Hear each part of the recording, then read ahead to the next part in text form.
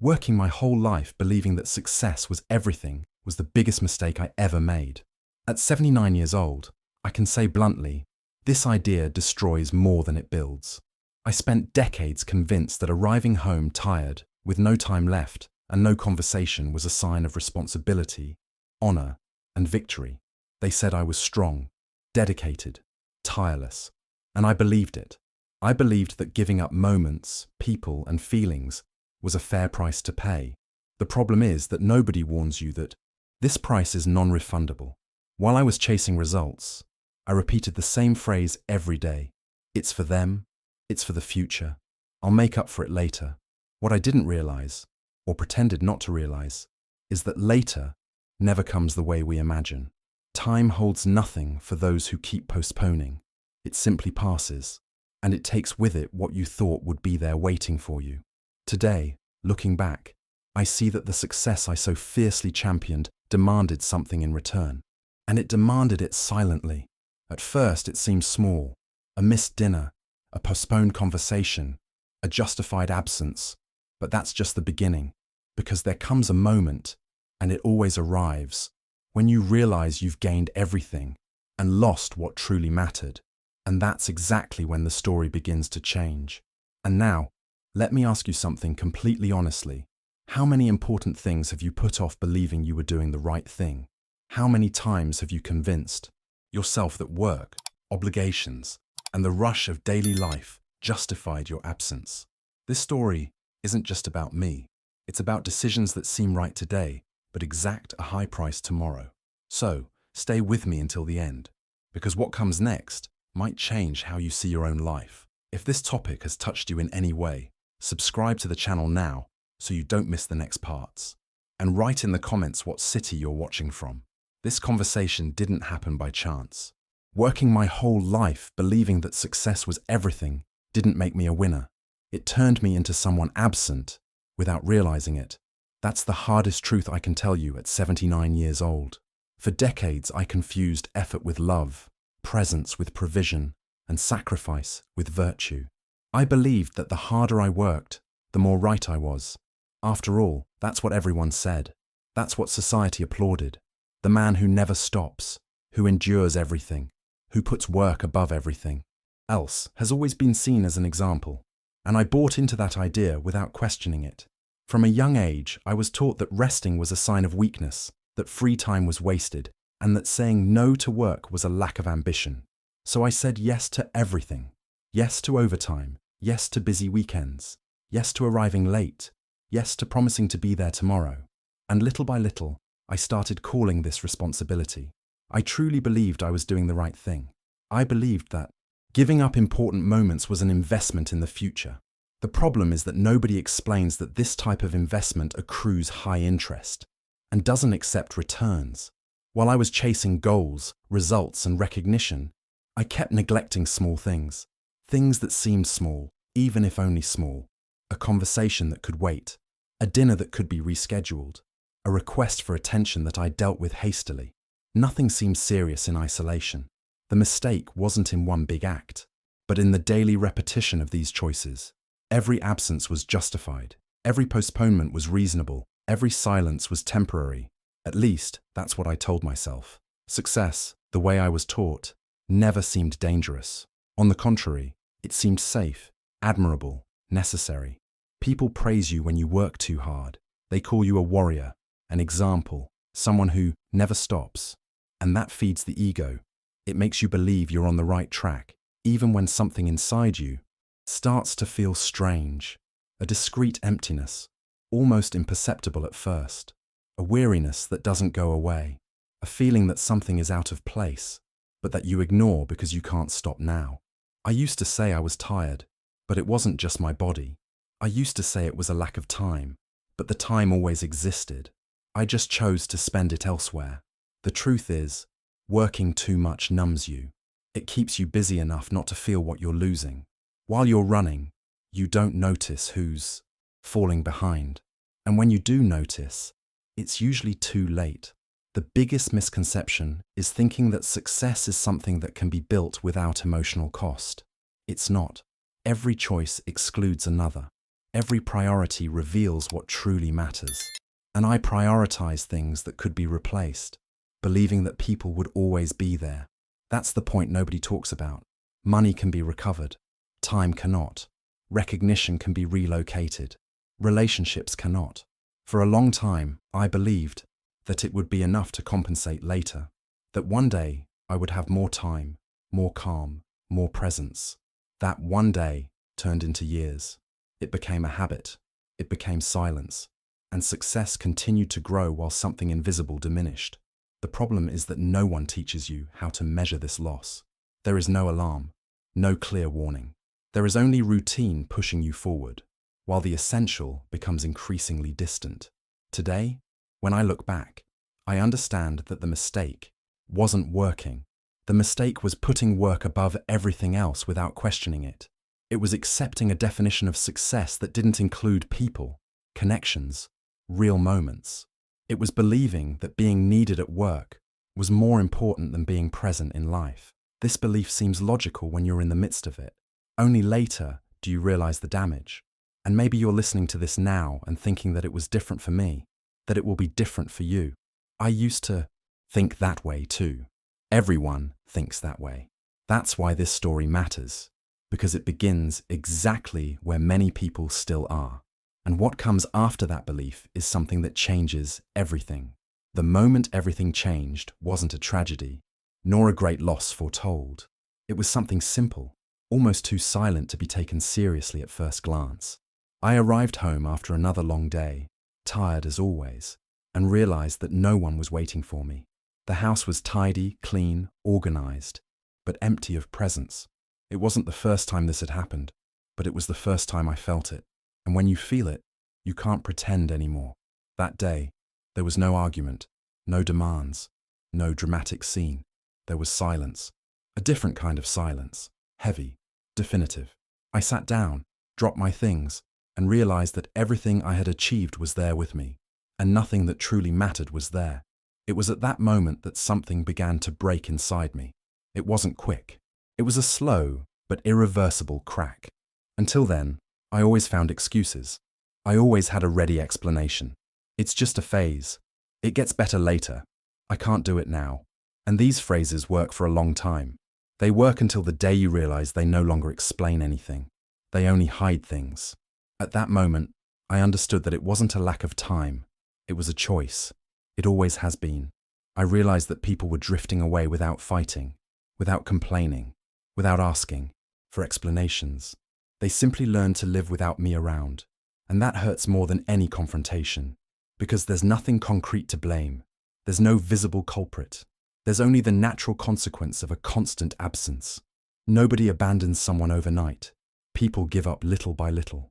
The cruelest part of this revelation is realizing that, while I believed I was building something solid, I was losing ground in the lives of those around me.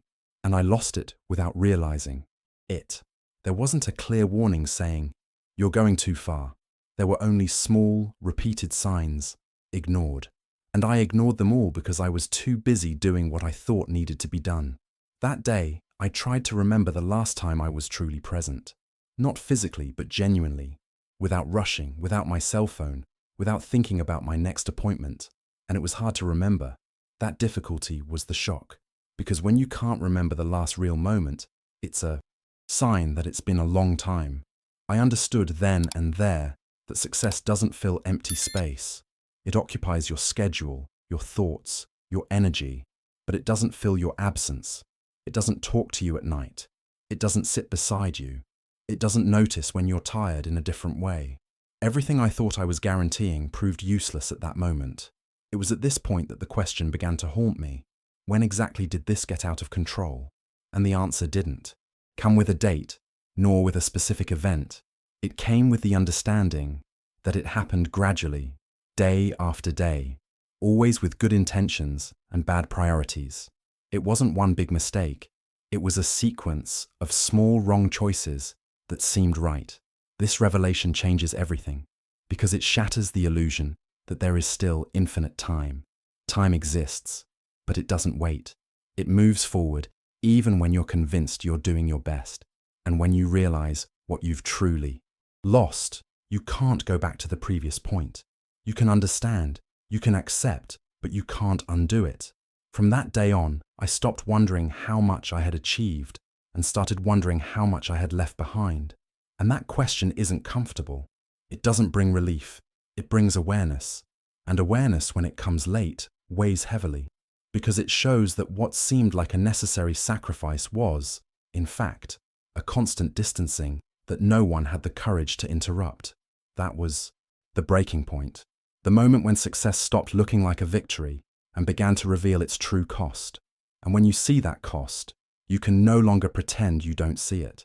That's when you begin to understand that this story isn't just about a 79-year-old man. It's about a pattern that repeats itself and that almost no one notices while they're still caught up in it. What I only realized later is that nothing that happened to me was by chance. There's an invisible pattern that traps people in the same mistake, generation after generation, and it's so well disguised that it seems like a virtue. This pattern starts early when you learn that value comes from production, that respect comes from total dedication, and that love is proven through constant sacrifice. Little by little, you begin to measure your worth by how much you can endure, how much you give to your work, how much you sacrifice of yourself, and this is seen as something noble. The problem is that this pattern doesn't present itself as a mistake. It presents itself as a responsibility. You don't wake up thinking, I'm going to distance myself from those I love. You wake up thinking, I need to do more. And so, day after day, you keep pushing everything essential to later. The curious thing is that later never has a set date. It's always vague, distant, comfortable enough not to generate immediate guilt. This mechanism works because it rewards you quickly. The work pays off. The money pays off. Recognition appears. You feel like you're making progress. Relationships, however, don't work that way. They don't scream when something is wrong. They wear down silently. And because there's no immediate return, you think everything is fine. That's the mistake. While you feel useful in one place, you become dispensable in another. The invisible pattern also repeats itself in the phrases everyone uses. It's just a phase. When things get better, I'll stop. It's not possible now. These phrases seem harmless, but they are dangerous because they always make sense at the moment they are said. There is always a valid justification. There is always a greater urgency. And so, you normalize absence. You normalize tiredness. You normalize distance. Another aspect of this pattern is the false sense of control. You believe you're in charge because you've chosen to work harder. But in practice, you're just reacting to external expectations. Expectations from the market, family, and society. You start living on autopilot, repeating the same routine, thinking that's maturity, when in reality, it's a lack of questioning. Few people stop to ask, does what I'm calling success make sense for the life I want to have? Over time, this pattern creates a dangerous illusion that people will always understand, that they will wait, that they will adapt to your absence because they love you. But what really happens is different. People get used to it. They stop waiting. They stop calling. They stop sharing, not out of malice, but for emotional survival. No one can live indefinitely in the background. And when you finally realize this, you often think the problem lies with the other person, that people have changed, cooled off, distanced themselves for no reason. I thought that way for a while too, until I understood that they hadn't changed. It was me who stopped being present. The invisible pattern makes you lose without realizing it, because it doesn't take everything away at once. It takes it away little by little, always with your permission. This same pattern repeats itself in thousands of stories just like mine. People who reach a certain age full of achievements and empty of connections. People who fulfilled everything that was expected, except what really mattered. And the saddest part is that many only realize this when there is no longer room to rebuild as before, because rebuilding takes time, and time is precisely what was spent on something else. While you're within that framework, it seems logical, necessary, even inevitable. You feel part of something bigger, productive, admirable. But when you step outside of it, when you look at it from the outside, you understand that you were trapped in an idea of success that never took into account the human cost. And that cost doesn't appear at the beginning. It appears at the end. That's why this pattern is so dangerous. It doesn't destroy you suddenly. It convinces you, occupies you, distracts you, until the day you realize you've been living a path you never truly chose. And when that awareness arrives, it brings with it a question that can no longer be ignored. Continue repeating this pattern, or finally do something different while there's still time. After seeing all of this, there's not much room left to pretend it has nothing to do with you. It's at this point that the story stops being about me and starts being about whoever is listening now. Because the truth is, simple and uncomfortable, either you confront this pattern while you're still in the middle of it, or you'll understand it too late. There's no perfect time to change. There's only the moment when you realize that continuing like this has a cost you might not want to pay. The confrontation begins with a question almost no one likes to ask. What you call success today? Who are you distancing yourself from? Who have you been consistently putting off? It's not an accusation. It's a mirror. I also ask myself these questions too late. And they don't demand grand answers. They demand honesty, because deep down, you already know the answer. The decision presented here is neither dramatic nor heroic. It's silent and practical. It's not about dropping everything or turning your life upside down. It's about ceasing to treat presence as something left over. It's about understanding that the time you don't dedicate now isn't saved for later. It simply disappears. Each day repeated on autopilot reinforces the same path, and each small, different choice begins to break that cycle. Many people believe that it's still possible to wait a little longer. One more project, one more phase, one more goal. I believed that for years. The problem is that life doesn't warn you when a little longer turns into too much time. When you realize it, relationships have already reorganized themselves without you at the center. And returning to occupy that space isn't simple. The real challenge is accepting that nobody loses everything at once. Losses happen silently, while you're busy being efficient. And the real decision is this: continue calling absence a sacrifice, or start treating presence as a priority. Not tomorrow, now. Because now is the only time that still responds to your choices. I can't change what I've done, but I can clearly say where that path leads. It leads to a life full of achievements and empty of connections. It leads to a strange feeling of having done everything right, and yet feeling that something essential is missing. You still have time to choose differently, not because someone told you to, but because you understood. Ultimately, the decision isn't about success or failure. It's about what will remain when the noise is over. And that can't be resolved in the future.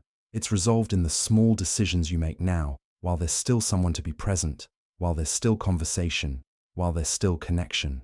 Because later, when the silence arrives, it doesn't ask if you were busy. It simply stays.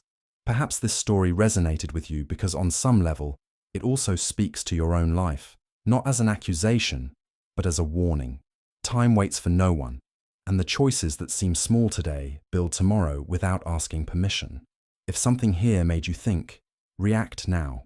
Leave a like so this message reaches more people, subscribe to the channel to continue this conversation, and write in the comments what struck you most or what city you're watching from. Sometimes acknowledging this aloud is already the first step towards change.